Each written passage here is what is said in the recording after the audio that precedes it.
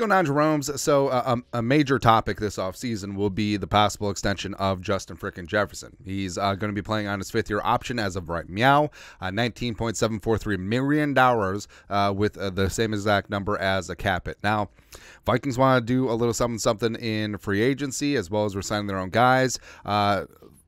Fudging that number a little bit will come into play, and that's where the extension happens as well. And Justin Jefferson has already established himself as a generational talent.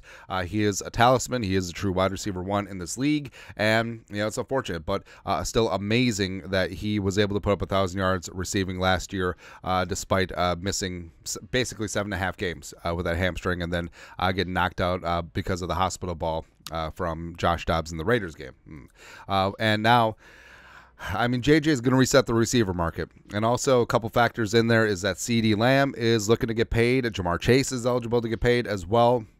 And it's always going to be a game of leapfrog. Like, who's the highest paid player in NFL history of their position? The guy who got paid last. But right now, it's Tyreek at $30 million per year. I think that JJ will obviously surpass them. And a former Vikings general manager weighed in on what's going to happen with JJ and his extension. Now, when you think former Vikings GM, you think Rick Spielman, you think, I don't know, Mike Lynn, the Herschel Walker guy, but I don't know, pretty Ricky, blah, blah, blah, blah, blah, blah, blah, blah, blah. But Jeff Diamond, that's right. Jeff Diamond. That's right. So Jeff Diamond was with the Vikings as an executive from 1976 to 1998. He apexed as general manager of the 98 Vikings. Seems pretty good. All right, so he was the GM. It was just like, hey, Randall Cunningham. Hey, preacher/granite countertop installer. Come on. And also, the Randy Moss pick. And then in 1999, he went to the Tennessee Titans until 2004 as their team president. So Jeff Diamond, by the way, fantastic mustache. Like, that is an old school. Like, he looks like a Phil Jackson stunt double. Looks great, man. Like, why'd you get rid of the mustache? Also, why did every human from, like, the mid-70s to the 90s have a mustache, including the women? Why'd they have a mustache? Was it because of Tom Selleck? Was everyone going for Magnum P.I.? I don't know, man. But Jeff Diamond over at the 33rd team did up a piece predicting Justin Jefferson's record-setting contract extension in 2024. Now, El Jefe did something interesting where it's not just comparing to wide receiver contracts, it's comparing to quarterback contracts. It's comparing to edge rusher contracts, and you should look at it like that, where JJ deserves to get paid in that stratosphere. This is what he wrote. Including Jefferson's guaranteed fifth-year option amount of $19.743 million, Jefferson's total comp during the next 6 years would be $190.243 million, which averages to $31.707 million per year, higher than Aaron Donald's. I predict the extension will come in at $172.5 over 5 years, from 2025 through 2029. So it is a true extension. It isn't a tearing up of the fifth-year option, but it is tacking things on and would keep JJ under Vikings control through 2029. Agents shoot for $175, a $35 million average new money, and settle at $34.5 million per year to top Bosa's by $500,000 per year, which we'll get into. They'll also negotiate for escalators to increase his base salary if he continues to produce among the top receivers.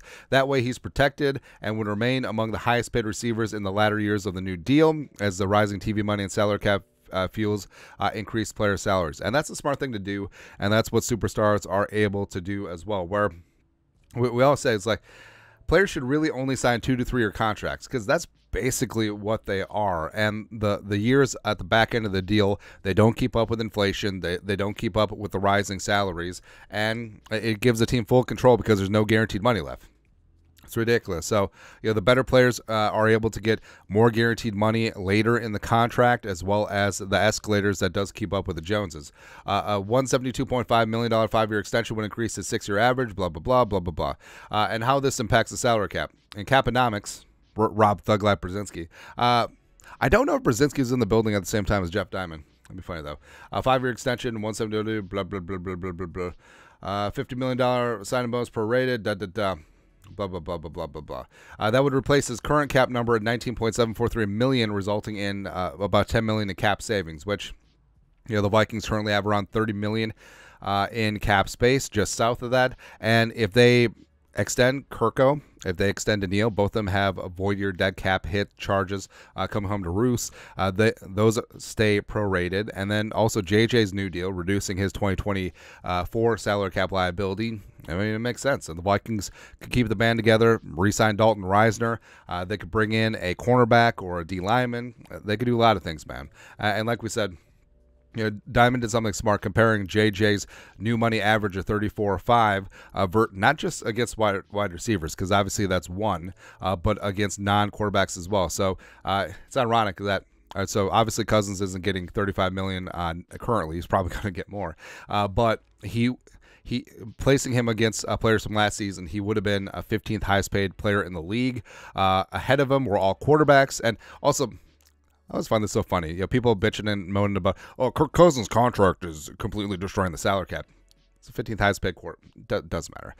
But ahead of Nick Bosa, and then ahead of Aaron Donald, ahead of Tyreek, ahead of TJ, as well as Devontae Adams, which JJ definitely deserves to be. And also Diamond continued, where he estimated about $45 million average per year for Kirk Cousins.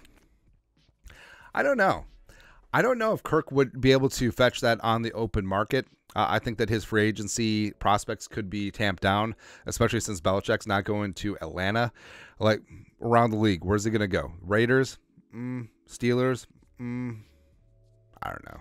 And also, if Kirk truly is down for a hometown discount, I ain't expecting him to take the league minimum. That'd be stupid. But, would he take $25-30 million per year, which even at $30-35 million would be a discount based on what his market value could be? Maybe. And then $25 million per year average for Daniil Hunter, which would put him in the Max Crosby, the Myles Garrett area. By the way, Micah Parsons, when he gets his deal, is going to completely blow this list up, man. It's going to be crazy. But keeping Justin Jefferson is the thing to do, and it is going to take a sizable contract. But the way that the Vikings have cash flowed things, the way that Kwesi has cleared off some bad contracts, they got the space, they got the motivation. Keep the face of the franchise here, keep him happy, and let's go from there. But your thoughts are thoughts. Former Vikings GM Jeff Diamond estimates JJ's contract extension. Let us know your thoughts and our thoughts and his thoughts in the comment section below. Subscribe for daily Vikings takes. Want to support the work? Put a little something in the Venmo. But till next time, Skol, production value.